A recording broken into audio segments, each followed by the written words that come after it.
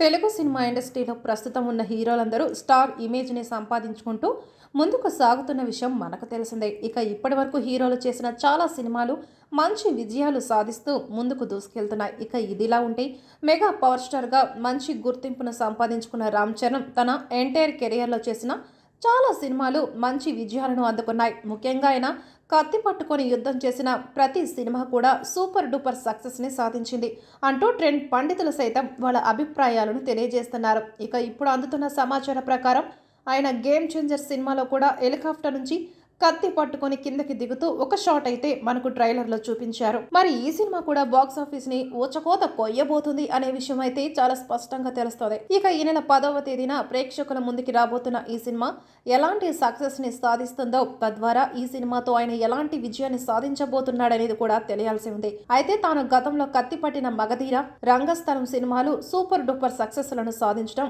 ఇప్పుడు ఈ సినిమా మీద మంచి ఇంపాక్ట్ ను క్రియేట్ చేస్తున్నాయి. ఇక రామ్ చరణ్ హెలికాప్టర్ నుంచి కత్తి పట్టుకొని కిందకి దిగుతున్నాడు అంటే రామ్ చరణ్ విలన్లా మోత మోగిస్తాడు అంటూ ఇప్పటికే సోషల్ మీడియాలో అతని అభిమానులు కామెంట్ల వర్షం కురిపిస్తున్నారు.